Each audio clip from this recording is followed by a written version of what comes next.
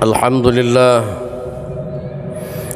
Alhamdulillah, Alhamdulillahillazi arsala rasulahu bilhuda wa dinil haqq liyuzhirahu ala ad-din kullih walau karihal kafirun. Ashhadu an la ilaha illallah wahdahu la syarikalah wa ashhadu anna Muhammadan abduhu wa rasuluh. Allahumma salli wa sallim wa barik ala sayyidina Muhammad wa ala alihi wa sahbihi ajma'in. Puji serta syukur kita ucapkan kepada Allah Subhanahu wa taala atas berkat rahmat serta inayah Allah. Kembali kita hari ini dapat melaksanakan puasa Ramadan. Kita hari ini sudah berada pada paruhan 10 terakhir pada bulan Ramadan.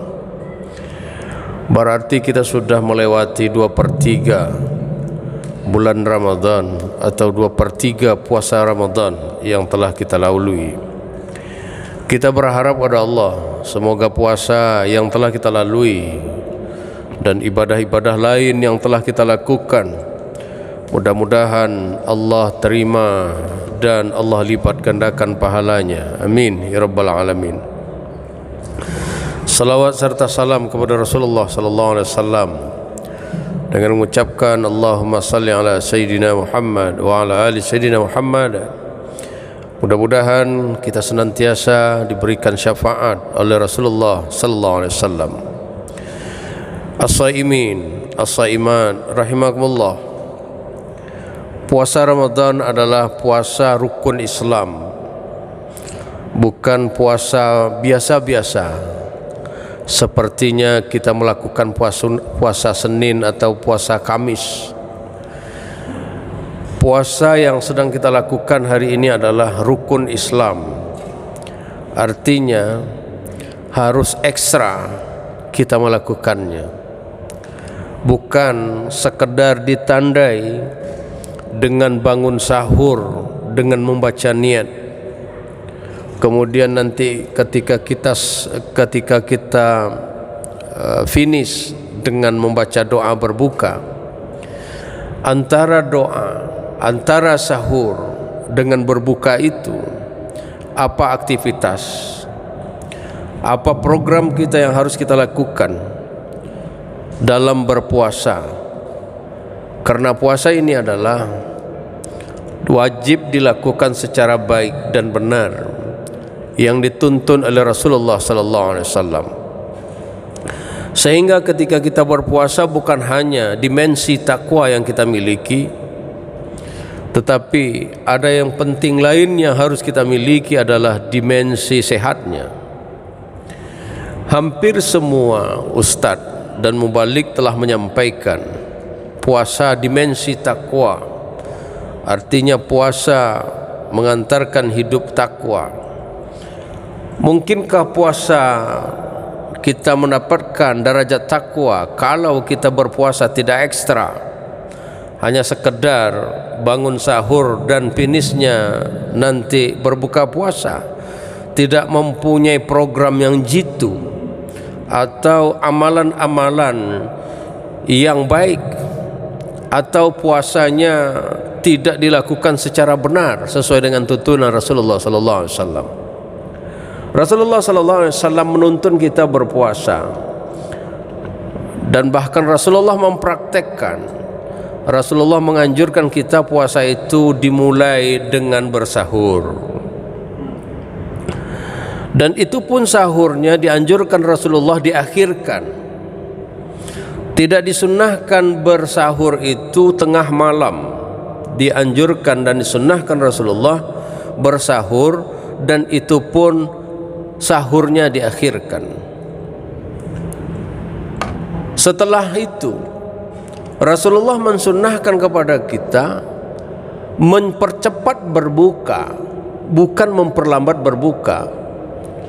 Sehingga kalau kita hitung waktu dari akhir sahur, last minute, kemudian dengan masuk berbuka puasa, itu kita menahan makan dan minum itu tidak terlalu lama, lebih kurang 14 jam, lebih kurang. Karena normalnya kita menahan haus dan makan itu bukan sampai berhari dan bermalam.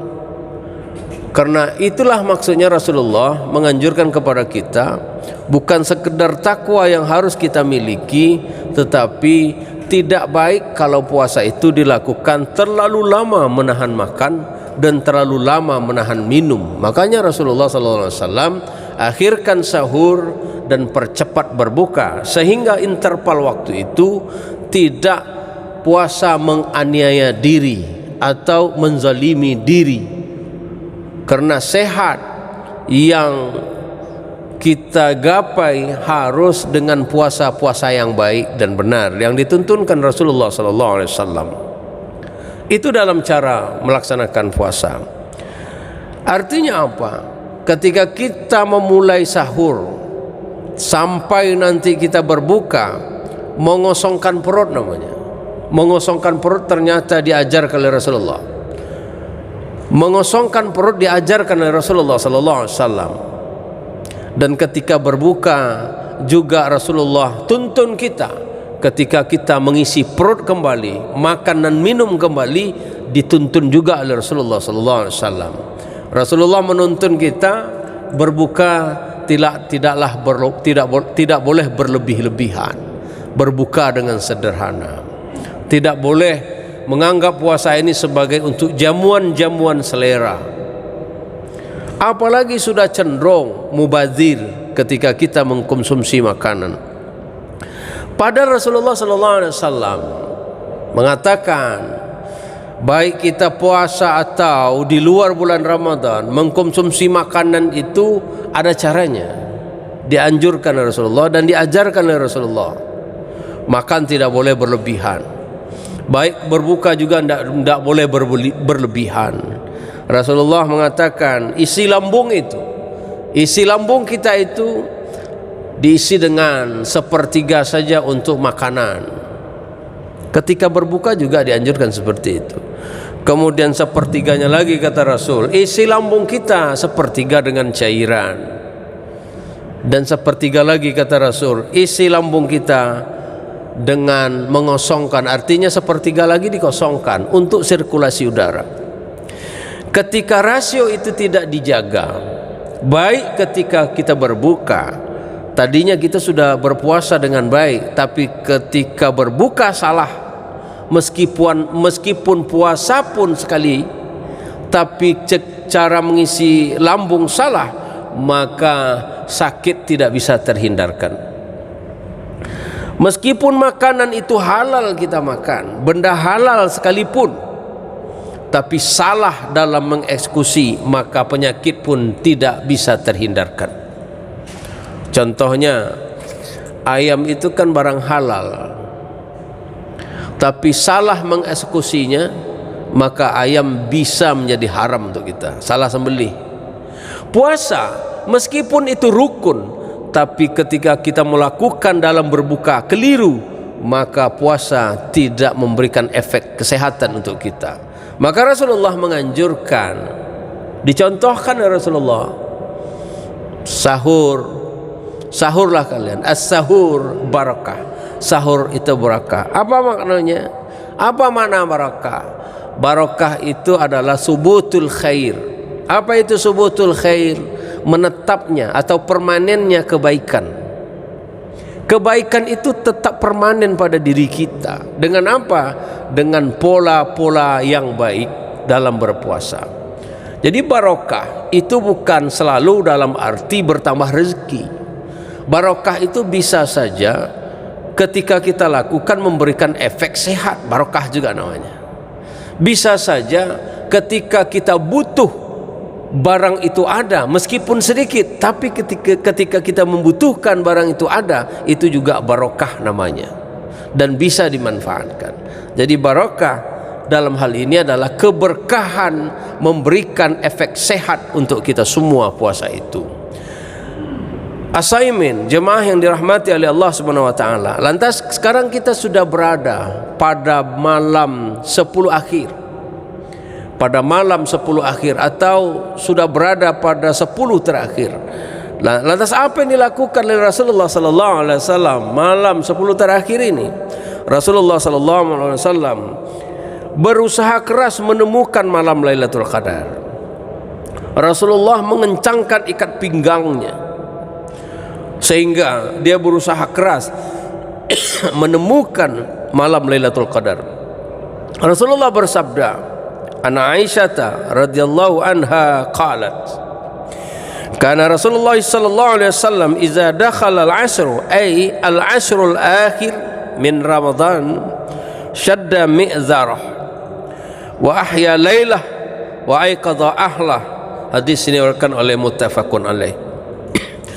Dari Aisyah radhiyallahu anha, ia berkata, Rasulullah sallallahu alaihi wasallam biasa ketika memasuki 10 bulan Ramadan, kata Aisyah, beliau bersungguh-sungguh dalam ibadah dengan meninggalkan istri-istrinya. Ya, bersungguh-sungguh dalam arti Rasulullah itu sangat fokus beribadah 10 malam terakhir.